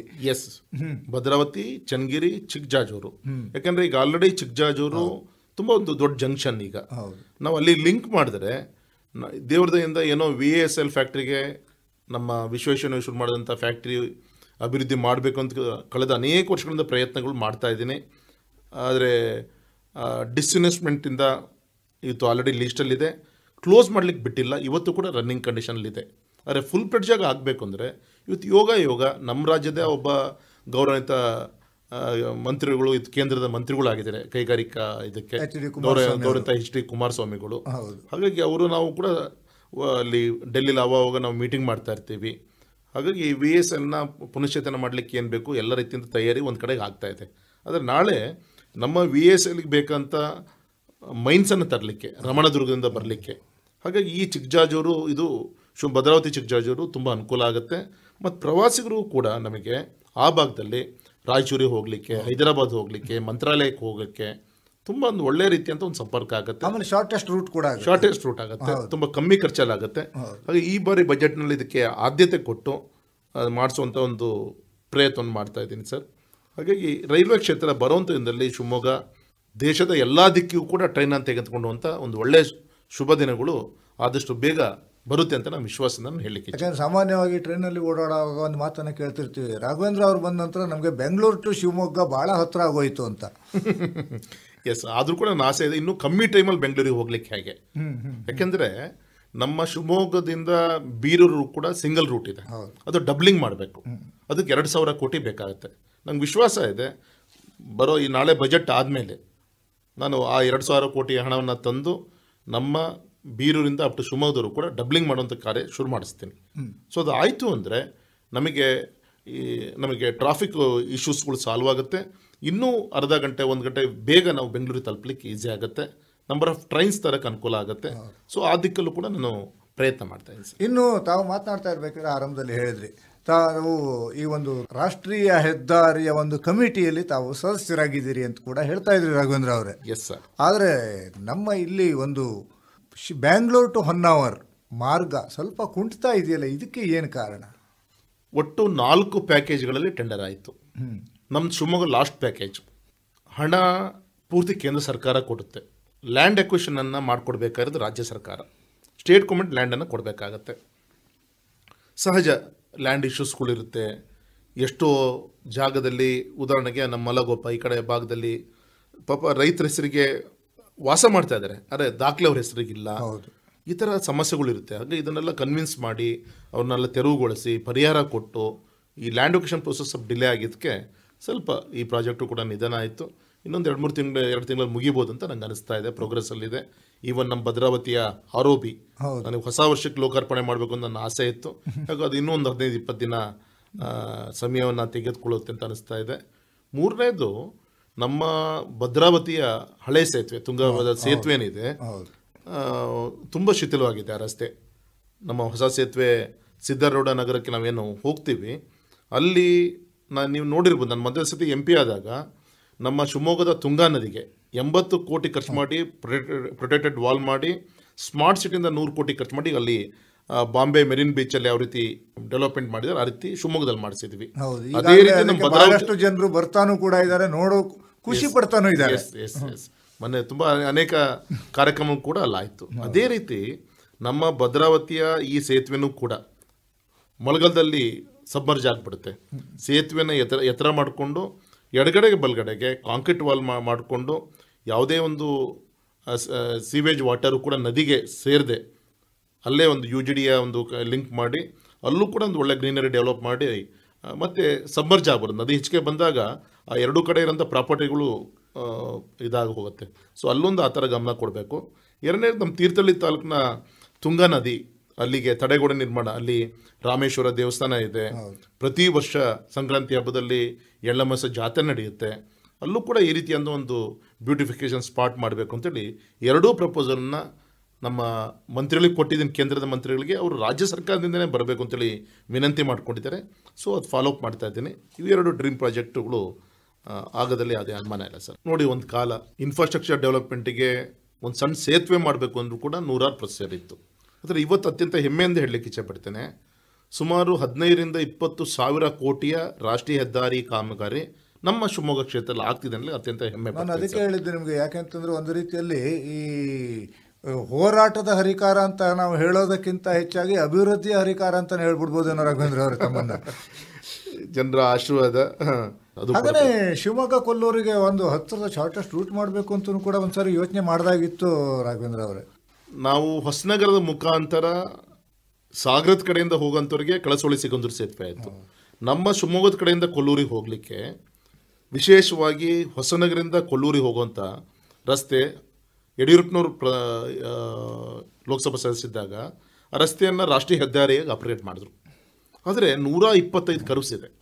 ಹಾಗೆ ಕರ್ವ್ ಕಮ್ಮಿ ಮಾಡಬೇಕು ಅಂತೇಳಿ 766C ಅಂತೇಳಿ ಹೊಸ ನಂಬರನ್ನು, ಹೊಸ ರಾಷ್ಟ್ರೀಯ ಹೆದ್ದಾರಿ ನಂಬರ್ ಕೊಟ್ಟ. ಹಾಗೆ ಒಂಥರ ಶಿವಮೊಗ್ಗ ಜನತೆಗೆ ಹೊಸ ರಾಷ್ಟ್ರೀಯ ಹೆದ್ದಾರಿಗಳ ಹೆಸರಿನೊಂದಿಗೆ ರಾಷ್ಟ್ರೀಯ ಹೆದ್ದಾರಿಯನ್ನು ಶಿವಮೊಗ್ಗ ಪರಿಚಯ ಮಾಡಿಬಿಟ್ರಿ ಅಂತ ಅನಿಸುತ್ತೆ. 766C ಅಂತೇಳಿ ಕೊಟ್ಟು ಹೊಸನಗರದ ಹತ್ರ ಮಾವಿನಕೊಪ್ಪ ಅಂತ, ಅಲ್ಲಿಂದ ಅಡಗೋಡಿ ಅಂಥೇಳಿ ಅಲ್ಲಿಗೆ ನೇರವಂತ ಬೆಕ್ಕೋಡಿ ಸೇತುವೆ ಮಾಡಿಸ್ತಾ ಇದ್ದೀನಿ. ಸುಮಾರು 330 ಕೋಟಿ ವೆಚ್ಚವನ್ನು ಮಾಡಿ ಆ ಸೇತುವೆ ಆಗ್ತಾಯಿದೆ. ಈಗ ಆಲ್ರೆಡಿ 20-30% ಪ್ರೋಗ್ರೆಸ್ ಇದೆ. ಅದಾಯಿತು ಅಂದರೆ 15-20 ನಿಮಿಷದಲ್ಲಿ ಹೊಸನಗರದಿಂದ ನಮ್ಮ ಕೊಲ್ಲೂರಿನ ಬಾರ್ಡ್ರಿಗೆ ನೀವು ಹೋಗಿ ಸೇರ್ಕೊಬೋದು. ಪ್ರವಾಸಿಗರಿಗೆ ಕಿರಿಕಿರಿ ಆಗಲ್ಲ. ಆ ಕರ್ವಿಂಗ್ಸಲ್ಲಿ ನಾ ಬೆಳಗ್ಗೆ ಹೋಗಬೇಕಾದಾಗ ನೋಡ್ತಿರ್ತೀನಿ, ಎಷ್ಟೋ ಜನ ವಾಮಿಟಿಂಗು ಇದೆಲ್ಲ ನೋಡ್ತಾ ಇರ್ತೀನಿ. ಹಾಗಾಗಿ ಇದು ಕೂಡ ತುಂಬ ಒಂದು ನಿಯರ್ ಬೈ ರಸ್ತೆ ಇದಾಗ್ತಾ ಇರೋದು ಅತ್ಯಂತ ಹೆಮ್ಮೆ ಪಡುವಂಥ ವಿಚಾರ ಸರ್. ಇವೆಲ್ಲವೂ ಕೂಡ ಈಗ ರಸ್ತೆ ಆಯಿತು, ಟ್ರೇನ್ ಆಯಿತು, ಅದೇ ರೀತಿಯಲ್ಲಿ ಧಾರ್ಮಿಕ ಕ್ಷೇತ್ರದ ಅಭಿವೃದ್ಧಿಗೆ ಸಿಗಂದೂರು ಸೇತುವೆಯನ್ನು ಮಾಡಿಸ್ಬಿಟ್ರಿ. ಹಾಗೆಯೇ ಇವೆಲ್ಲವನ್ನು ಪ್ರಚಾರ ಮಾಡೋದಕ್ಕೆ ಮಾಧ್ಯಮವಾದಂತಹ ಆಕಾಶವಾಣಿಗೂ ಕೂಡ ತಮ್ಮ ಕೊಡುಗೆ ಬಹಳ ದೊಡ್ಡದು ಅಂತ ನಮ್ಮ ಕೇಳೋರಿಗೆ ಹೇಳಬೇಕು ರಾಘವೇಂದ್ರ ಅವರೇ. ಆ ದಿಕ್ಕಲ್ಲಿ ನಮ್ಮ ಆಕಾಶವಾಣಿ ಪ್ರಮುಖರಾದಂಥ ನಮ್ಮ ಭಟ್ ಅವರಿಗೆ, ನಿಮಗೆ ನಾನು ಇದ್ರ ಮುಖಾಂತರ ನಾನು ಅಭಿನಂದನೆ ಸಲ್ಲಿಸ್ತೀನಿ. ನನಗೆ ಅದ್ರ ಬಗ್ಗೆ ನಾಲೆಡ್ಜ್ ನಂಗೆ ಕಮ್ಮಿ ಇದ್ದಾಗ ನೀವು ಒಂದು ಗೌರ್ಮೆಂಟ್ ಆಫೀಸರ್ ಆದರೂ ಕೂಡ ತಾವೇನು ಗೈಡೆನ್ಸ್ ಕೊಟ್ರಿ, ಈಗಿರುವಂಥ ದೂರದರ್ಶನ್ ಟವರ್ ಡೆಡ್ ಆಗಿ ಇದ್ದಾಗ ಅದನ್ನು ನಾವು ಅಪ್ಗ್ರೇಡ್ ಮಾಡಿಕೊಂಡು ತುಂಬ ಅನುಕೂಲ ಆಗಂತ ಒಳ್ಳೆ ಸಲಹೆಯನ್ನು ತಾವು ಕೊಟ್ಟಂಥ ಪ್ರತಿಫಲ ಇವತ್ತು ಒಂದು ಒಳ್ಳೆಯ ಹಂತಕ್ಕೆ ಬಂದಿದೆ. ಇನ್ಮೇಲಿಂದ ಭದ್ರಾವತಿಯ ಆಕಾಶವಾಣಿ ಕೇವಲ ಭದ್ರಾವತಿ ಶಿವಮೊಗ್ಗ ಸೀಮಿತ ಆಗದೆ ಇಡೀ ನಮ್ಮ ರಾಜ್ಯಕ್ಕೆ ಕೇಳುವಂಥ ಒಂದು ಶುಭ ದಿನಗಳು ಅತ್ಯಂತ ಹತ್ತಿರ ಇದೆ. ಈಗಾಗಲೇ 10 KVಯ ಸಾಮರ್ಥ್ಯದ ಒಂದು ಟ್ರಾನ್ಸ್ಮಿಟರ್ ಈಗಾಗಲೇ ಕೆನಡಾದಿಂದ ಹೊರಟಿದೆ. ಸಂಕ್ರಾಂತಿ ಹಬ್ಬಕ್ಕೆ ಕರೆಕ್ಟಾಗಿ ನಮ್ಮ ಶಿವಮೊಗ್ಗಕ್ಕೆ ರೀಚ್ ಆಗ್ತಾ ಇದೆ. ಆ ಟವರ್ ಕೂಡ ಇನ್ಸ್ಟಾಲ್ ಆಗಲಿಕ್ಕೆ ಹಿಂದಿಂದನೇ ಅದಕ್ಕೆ ಸಂಬಂಧಪಟ್ಟಂಥ ಟೆಕ್ನಿಕಲ್ ಟೀಮು ಕೂಡ ಬರ್ತಾ ಇದೆ. ಹಾಗಾಗಿ ಬರುವಂಥ ದಿನದಲ್ಲಿ ತಮಗೆ ಗೊತ್ತಿರ್ಬೋದು, ಇಡೀ ರಾಜ್ಯಕ್ಕಿನ್ಮೆಯಿಂದ ಭದ್ರಾವತಿಯ ಆಕಾಶವಾಣಿ ಪ್ರಸಾರ ಆಗಲಿಕ್ಕೆ, ಈವನ್ ನಾವು ಕಾರಲ್ಲಿ ಹೋಗಬೇಕಾದಾಗ ನಮ್ಮ FM ರೇಡಿಯೋಗಳನ್ನು ನಮ್ಮ ಕಾರಲ್ಲೇ ನಾವೆಲ್ಲರೂ ಕೂಡ ಅವೆಲ್ಲದೂ ಕೂಡ ಕೇಳ್ಕೊಂಡು ಹೋಗುವಂಥ ಒಂದು ಶುಭಗಳಿಗೆ ಈಗಾಗಲೇ ಶುರುವಾಗಿದೆ. ಗೌರವಂತ ಪ್ರಧಾನಮಂತ್ರಿಗಳಿಗೆ ಇಡೀ ದೇಶದ ಈ ರೀತಿಯಂಥ ಒಂದು 8 ಪ್ರಾಜೆಕ್ಟ್ಗಳಿಗೆ ಶಂಕುಸ್ಥಾಪನೆಯನ್ನು ಬಿಫೋರ್ ಪಾರ್ಲಿಮೆಂಟ್ ಎಲೆಕ್ಷನ್ ಮಾಡಿದ್ರು. ಅವರು ನುಡಿದಂತೆ ಇವತ್ತು 10 KVಯ ಸಾಮರ್ಥ್ಯದ, ಅಂದರೆ ಈಗಿರುವಂಥ ಭದ್ರಾವತಿಯ ನಮ್ಮ ಆಕಾಶವಾಣಿ ಕೇವಲ 1 KV ಸಾಮರ್ಥ್ಯ ಕೆಪಾಸಿಟಿ, ಈಗ 10 KV ಇದು ಅಂದರೆ ಇಡೀ ರಾಜ್ಯದಲ್ಲಿ ಈ ಮೊನ್ನೆ ಸ್ಯಾಂಕ್ಷನ್ ಆಗಿದ್ದಲ್ಲಿ ದೊಡ್ಡ ಒಂದು ಕೆಪಾಸಿಟಿ ಒಂದು ಟ್ರಾನ್ಸ್ಮಿಟರ್ ಎಲ್ಲರೂ ಕೊಡ್ತಾ ಇದ್ದಾರೆ ಅಂದರೆ ಅದು ನಮ್ಮ ಶಿವಮೊಗ್ಗ. ಹಾಗೆ ಬರುವಂಥ ದಿನದಲ್ಲಿ ನಮ್ಮ ರೈತರಿಗೆ ಸಂಬಂಧಪಟ್ಟಂಥ, ಸಾಂಸ್ಕೃತಿಕ ಸಂಬಂಧಪಟ್ಟಂಥ, ಜಾನಪದ ವಿಚಾರಗಳು, ಶಿಕ್ಷಣಕ್ಕೆ ಸಂಬಂಧಪಟ್ಟಂಥ ಎಲ್ಲ ವಿಚಾರಗಳನ್ನ ನಾವು ಇದ್ರ ಮುಖಾಂತರ ಹಂಚ್ಕೊಳ್ಳೋಂಥ ಒಂದು ಒಳ್ಳೆಯ ಕಾರ್ಯ ಇದಾಗ್ತಾ ಇದೆ ಸರ್. ಹೌದು, ಈ ವಿಷಯದಲ್ಲಿ ರಾಘವೇಂದ್ರ ಅವರು ನಿಮ್ಮನ್ನು ಹತ್ತಿರದಿಂದ ನೋಡಿರೋದ್ರಿಂದ ನನಗೆ ಗೊತ್ತು, ನೀವು ಒಂದು ಕೆಲಸಕ್ಕೆ ಕೈ ಹಾಕಿದ್ರೆ ಹೇಗೆ ಕೆಲಸ ಮಾಡ್ತೀರಿ ಅನ್ನೋದಕ್ಕೆ ಸಂಬಂಧಪಟ್ಟ ಹಾಗೆ ತಾವು ನಮ್ಮ ಪ್ರಸಾರ ಭಾರತಿಯ CEO ಭೇಟಿ ಮಾಡಿದ್ದಿರ್ಬೋದು, ಇಲ್ಲ ನಮ್ಮ ಸಚಿವರಾದಂಥ ಅಶ್ವಿನಿ ವೈಷ್ಣವರನ್ನು ಭೇಟಿ ಮಾಡಿದ್ದಿರ್ಬೋದು, ಸ್ವತಃ ಖುದ್ದಾಗಿ ಹೋಗ್ತಾ ಇದ್ರಿ ತಾವು. ಇದನ್ನು ನಾವು ನೋಡಿದ್ದೀವಿ. ಅದಕ್ಕೆ ನಾನು ಆರಂಭದಲ್ಲಿ ಹೇಳಿದ್ದು, ತಾವು ಒಂದು ಕೆಲಸಕ್ಕೆ ಕೈ ಹಾಕಿದ್ರೆ ಅದು ಮುಗಿಯೋವರೆಗೆ ಬಿಡೋದಿಲ್ಲ ಅಂತ. ಅದನ್ನು ಈಗ ಸಾಕಾರ ಮಾಡ್ತಾ ಇದ್ದೀರಿ. ಇನ್ನು ಹೆದ್ದಾರಿಗೆ ಸಂಬಂಧಪಟ್ಟಾಗೆ ಇನ್ನೂ ಹಲವಾರು ಪ್ರಾಜೆಕ್ಟ್ಗಳನ್ನು ಕೂಡ ತಾವು ಹಾಕ್ಕೊಂಡಿದ್ದೀರಿ ಅಂತ ಅಂದ್ಕೊಂಡಿದ್ದೀನಿ. ಸಾಕಷ್ಟು ಈಗಾಗಲೇ ಈ ವರ್ಷ, ದಟ್ ಮೀನ್ಸ್ 24-25 ಮಾರ್ಚಿಗೆ ಇಡೀ ರಾಜ್ಯಕ್ಕೆ ಒಟ್ಟು 8,500 ಕೋಟಿ ರಾಷ್ಟ್ರೀಯ ಹೆದ್ದಾರಿಯಿಂದ ನಮ್ಮ ರಾಜ್ಯಕ್ಕೆ ಬಂದಂಥ ಹಣ. ಇಡೀ ನಮ್ಮ ರಾಜ್ಯದಲ್ಲಿ ಒಟ್ಟು 8 ವಿಭಾಗಗಳಿದೆ, ರಾಷ್ಟ್ರೀಯ ಹೆದ್ದಾರಿಯ ವಿಭಾಗಗಳು. ಅದು ಶಿವಮೊಗ್ಗನೂ ಕೂಡ ಒಂದು ಉಪವಿಭಾಗ, ಸಬ್ ಡಿವಿಷನ್. ನಮ್ಮ ಶಿವಮೊಗ್ಗ ಸಬ್ ಡಿವಿಷನ್ಗೆ ಆ 8,500 ಕೋಟಿ ಒಳಗೆ ಈ ವರ್ಷಕ್ಕೆ 3,500 ಕೋಟಿ ನಮ್ಮ ಶಿವಮೊಗ್ಗಕ್ಕೆ ಬಂದರೆ, ಇನ್ನು ಉಳಿದಂಥ 4,500 ಕೋಟಿ ಇನ್ನು ಉಳಿದಂಥ 7 ಸಬ್ ಡಿವಿಷನ್ಗಳು ಹಂಚ್ಕೊಂಡಿದೆ ಸರ್. ಅಂದರೆ ನೀವು 8 ಸಬ್ ಡಿವಿಷನ್ದಲ್ಲಿ 40% ತಾವೇ ತಗೊಂಡ್ಬಂದ್ಬಿಟ್ಟು ಬೇಜಾರಾಗೋದಿಲ್ಲ ರಾಘವೇಂದ್ರ ಅವರೇ? ಅಂದರೆ ಹಿಂದಿನಿಂದನೂ ಕೂಡ ನಾವೆಲ್ಲರೂ ಅಧಿಕಾರ ಅನುಭವಿಸ್ಕೊಂಡು ಬಂದು ಹೊರತು ಈ ರೀತಿಯಂಥ ದಿಕ್ಕಲ್ಲಿ ಚಿಂತನೆಗಳು ಆಗಲಿಲ್ವಾ ಯಾಕೋ ಗೊತ್ತಾಗಲಿಲ್ಲ. ಈ ರೀತಿ ಪೆಂಡಿಂಗ್ ಇಶ್ಯೂಸ್ಗಳು ಸಾಕಷ್ಟಿತ್ತು. ಅದು ಈ ಬಾರಿ ಮೋದಿಜಿಯವರ ಒಂದು ಆಶೀರ್ವಾದದಿಂದ, ಅವರ ಏನು ಅಪೇಕ್ಷೆ ಇದೆ, ಇಡೀ ದೇಶ ಒಂದು ಅಭಿವೃದ್ಧಿ ದಿಕ್ಕಿನಲ್ಲಿ ತೆಗೆದುಕೊಂಡು ಹೋಗ್ತಿದ್ದಾರೆ. ಈ ಸಂದರ್ಭ ಒಂದು ಸಂಪರ್ಕದ ಒಂದು ಕೊಂಡಿಯಾಗಿ ಕೆಲಸವನ್ನು ಮಾಡಲಿಕ್ಕೆ ಆಗ್ತಾ ಇದೆ. ಹಾಗಾಗಿ ನಮ್ಮ ರಾಷ್ಟ್ರೀಯ ಹೆದ್ದಾರಿ 206 ತುಮಕೂರಿಂದ ಶಿವಮೊಗ್ಗದ ರಸ್ತೆಯನ್ನು ಕೂಡ ಆದಷ್ಟು ಬೇಗ ಅದನ್ನು ಲೋಕಾರ್ಪಣೆ ಮಾಡುವಂಥದ್ದು ಇರ್ಬೋದು. ಮತ್ತು ನನ್ನ ಅವಧಿಯಲ್ಲಿ 3 ಹೊಸ ರಾಷ್ಟ್ರೀಯ ಹೆದ್ದಾರಿಗಳು ನಮಗೆ ಬಂದಿದೆ ಸರ್. ಒಂದು ತಮಗೆ ಗೊತ್ತಿರ್ಬೋದು, ನಮ್ಮ ರಾಣೆಬೆನ್ನೂರಿಂದ ಶಿಕಾರಿಪುರ, ಶಿಕಾರಿಪುರದಿಂದ ಅನಂತಪುರ, ಅನಂತಪುರದಿಂದ ಹೊಸನಗರದಿಂದ ಬೈಂದೂರು 766C ಅಂಥೇಳಿ ಇದಕ್ಕೆ ನಂಬರನ್ನು ಕೊಟ್ಟು ರಾಷ್ಟ್ರೀಯ ಹೆದ್ದಾರಿ ಆಯಿತು. ಅದೇ ರೀತಿ ನಮ್ಮ ಹೊಸನಗರದಿಂದ 766 ಅಂಥೇಳಿ ನಂಬರನ್ನು ಕೊಡೋಂಥ ಕೆಲಸ. ಮತ್ತು ವಿಶೇಷವಾಗಿ ಶಿವಮೊಗ್ಗ ನಗರದಿಂದ ಅಪ್ ಟು ತಾಳಗುಪ್ಪದವರೆಗೂ ಕೂಡ ಒಟ್ಟು 680 ಕೋಟಿ ಸ್ಯಾಂಕ್ಷನ್ ಆಗಿದೆ. ಇನ್ನೊಂದು 8 ದಿನದಲ್ಲಿ ಕೆಲಸ ಶುರುವಾಗ್ತಾ ಇದೆ. ಫಾರೆಸ್ಟ್ ಕ್ಲಿಯರೆನ್ಸ್ಗೋಸ್ಕರ ಪ್ರಪೋಸಲ್ ಹೋಗಿದೆ. ಫಾರೆಸ್ಟ್ ಅಧಿಕಾರಿಗಳ ಜೊತೆಗೆ ಮೀಟಿಂಗನ್ನು ಕೂಡ ಈಗಾಗಲೇ ಇಟ್ಕೊಂಡಿದ್ದೀವಿ. ಹೀಗಾಗಿ ನಮ್ಮ ತೀರ್ಥಹಳ್ಳಿ ಮುಖಾಂತರ ಹೋಗುವಂಥ ರಸ್ತೆಗಳಿರ್ಬೋದು, ಅಲ್ಲಿ ತುಂಗಾ ನದಿಗೆ ಒಳ್ಳೆ ಸೇತುವೆ ನಿರ್ಮಾಣ ಅಲ್ಲಿ ಮಾಡುವಂಥ ಪ್ರಯತ್ನಗಳಾಗಿದೆ. ಈ ರೀತಿ ಎಲ್ಲ ರಾಷ್ಟ್ರೀಯ ಹೆದ್ದಾರಿಗಳನ್ನು ಅಪ್ಗ್ರೇಡ್ ಮಾಡಿ, ಯಾವುದೇ ರಾಷ್ಟ್ರೀಯ ಹೆದ್ದಾರಿ ನಮ್ಮ ಶಿವಮೊಗ್ಗ ಕ್ಷೇತ್ರದ ಮುಖಾಂತರ ಹೋಗುವಂಥ ಯಾವುದೇ ರಾಷ್ಟ್ರೀಯ ಹೆದ್ದಾರಿ 2 ವೇ ಆಗಿ ಉಳಿಬಾರ್ದು, ಎಲ್ಲದೂ ಕೂಡ 4 ಲೈನ್ ಆಗಬೇಕು. ಆ ದಿಕ್ಕಲ್ಲಿ ಪ್ರಾಮಾಣಿಕ ಪ್ರಯತ್ನ ಮಾಡ್ತಾ ಇದ್ದೀನಿ. ಇನ್ನು ಬರುವಂಥ 5 ಇಯರ್ಸಲ್ಲಿ ನಮ್ಮ ಜಿಲ್ಲೆಯಲ್ಲಿ ಎಲ್ಲ ರಾಷ್ಟ್ರೀಯ ಹೆದ್ದಾರಿ, ಹಳೆ ರಾಷ್ಟ್ರೀಯ ಹೆದ್ದಾರಿ ಮತ್ತು ಈ ಹೊಸದಾಗಿ ಸ್ಯಾಂಕ್ಷನ್ ಆಗ್ತಿರೋದು ಕೂಡ ಎಲ್ಲದೂ ಕೂಡ 4 ಲೈನ್ ಮಾಡುವಂಥ ದಿಕ್ಕಿನ ಏನು ಬೇಕು ಆ ದಿಕ್ಕಲ್ಲಿ ಒಂದು ವಿಶೇಷವಾದ ಗಮನವನ್ನು ಕೊಟ್ಟಿದೆ. ಯಾವುದೇ ಒಂದು ಸ್ಥಳ, ಯಾವುದೇ ಒಂದು ಪ್ರದೇಶ ಫೇಸ್ ಲಿಫ್ಟ್ ಆಗೋದಕ್ಕೆ ಒಂದು ಉದಾಹರಣೆ ಇದ್ದರೆ ಶಿವಮೊಗ್ಗ ಅಂತ ಹೇಳ್ಬೋದು ರಾಘವೇಂದ್ರ ಅವರೇ. ಈಗ ಒಂದು 10-15 ವರ್ಷದ ಹಿಂದೆ ಶಿವಮೊಗ್ಗ ಅಂತಂದರೆ ಏನು ಅಂತ ಕೇಳಿದ್ರೆ ಒಂದು ರೀತಿಯ ಡಿಸ್ಟ್ರಿಕ್ಟ್ ಹೆಡ್ ಕ್ವಾರ್ಟರ್ ಆದ್ರೂ ಕೂಡ ತಾಲೂಕಾ ಹೆಡ್ ಕ್ವಾರ್ಟರ್ ಥರದಲ್ಲಿ ಇತ್ತು. ಆದರೆ ಈಗ ನೋಡಿದರೆ ಬ್ಯಾಂಗ್ಳೂರಿಗೆ ಕಾಂಪಿಟೇಷನ್ ಕೊಡೋದಕ್ಕೆ ಹೋಗ್ತಾ ಇದ್ದೀರಲ್ಲ ತಾವು. ಒಂದು ಆಸೆ ಇದೆ, ಯಾಕೆಂದರೆ ಎಲ್ಲರೂ ಕೂಡ ಇವತ್ತು ಉದ್ಯೋಗ ಸಿಗಬೇಕು ಅಂದರೆ, ಅವರು ಜೀವನವನ್ನು ಬೆಳಿಬೇಕು ಅಂದರೆ ಮೆಟ್ರೋ ಸಿಟಿ ಹೋದರೆ ಮಾತ್ರ ಅನ್ನೋ ಒಂದು ಮನಸ್ಥಿತಿ ಏನಿದೆ ಅದು ಬದಲಾವಣೆ ಮಾಡಬೇಕು.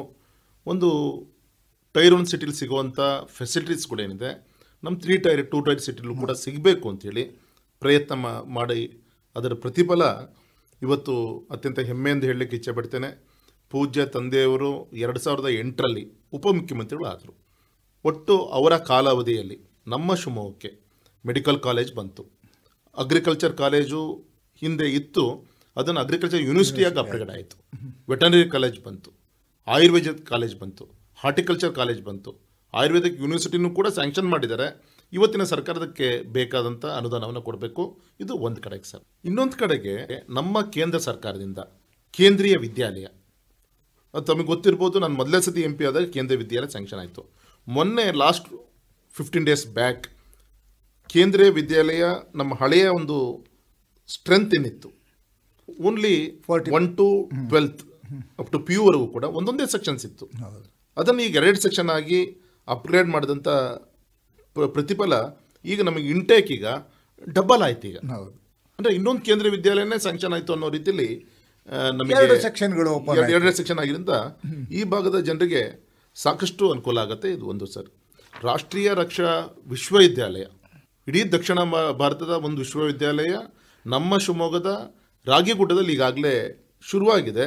ಮತ್ತು ಎಂತೆಂಥ ಒಳ್ಳೊಳ್ಳೆ ಕೋರ್ಸಸ್ಗಳಿದೆ ಅಂದರೆ bachelors of arts in security management ಇರ್ಬೋದು, ಡಿಫೆನ್ಸ್ ಸ್ಟ್ರಾಟಜಿಕ್ ಸ್ಟಡೀಸ್ ರಿಲೇಟೆಡ್ ಇರ್ಬೋದು, AI ಇದೆ, ಸೈಬರ್ ಸೆಕ್ಯೂರಿಟಿ ಇದೆ, ಹೀಗೆ 10 ಹಲವು ಆಧುನಿಕ ಕೋರ್ಸ್ಗಳನ್ನು ಅದರಲ್ಲಿಯೂ ಕೂಡ ರಕ್ಷಣೆಗೆ ಸಂಬಂಧಪಟ್ಟಂಥದ್ದಿದೆ.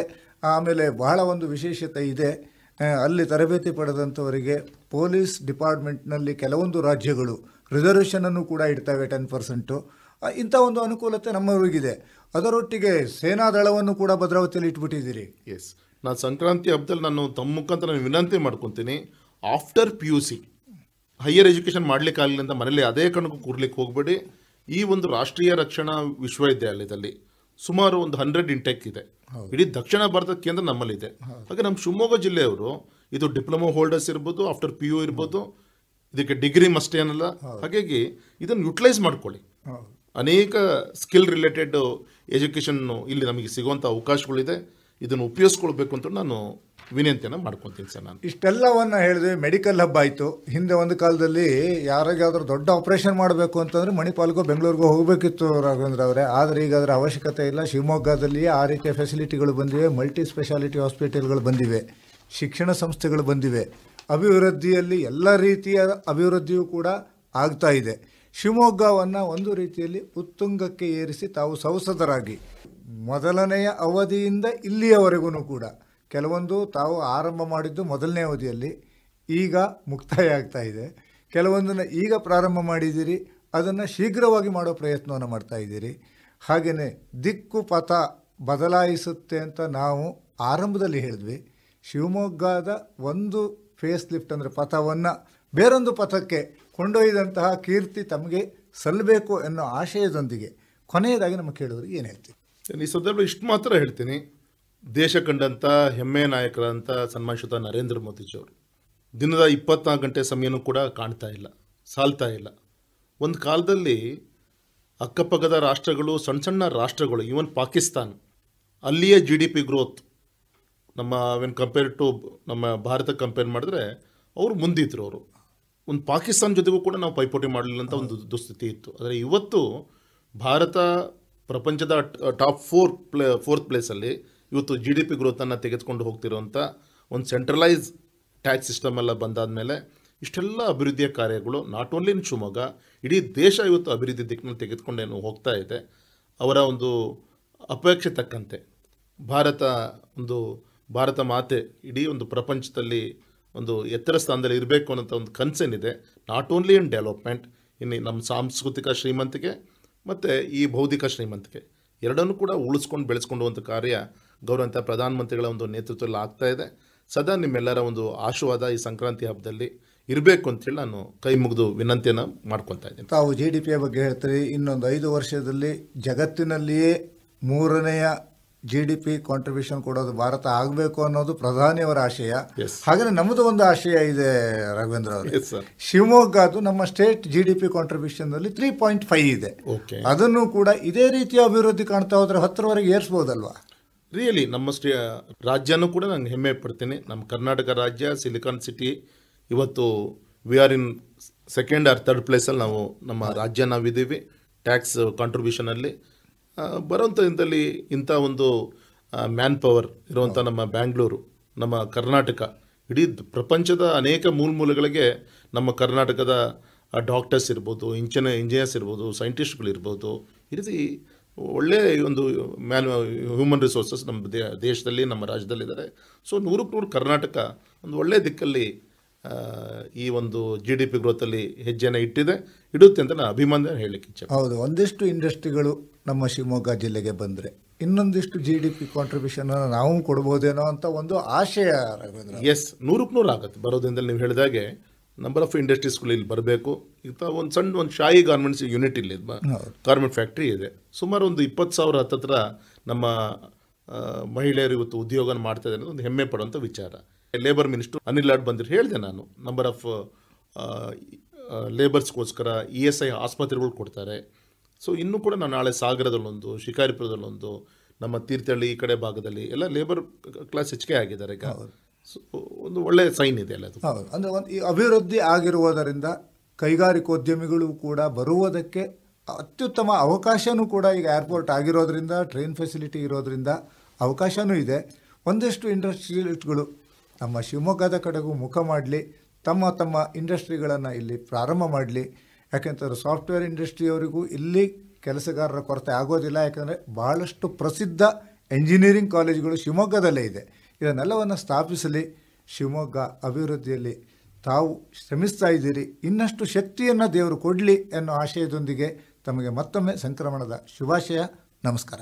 Thank you. ತಮಗೂ ಕೂಡ ಈ ಅವಕಾಶ ಕೊಟ್ಟಂಥ ನಮ್ಮ ಭದ್ರಾವತಿ ಆಕಾಶವಾಣಿ ಎಲ್ಲ ಸಿಬ್ಬಂದಿ ವರ್ಗದವರಿಗೆ, ತಮಗೆ ಮತ್ತು ತಮ್ಮ ಮುಖಾಂತರ ನಮ್ಮ ನಾಡಿನ ಜನತೆಗೆ ನಾನು ಮತ್ತೊಮ್ಮೆ ಸಂಕ್ರಾಂತಿ ಹಬ್ಬದ ಶುಭಾಶಯಗಳನ್ನು ತಿಳಿಸ್ತೀನಿ.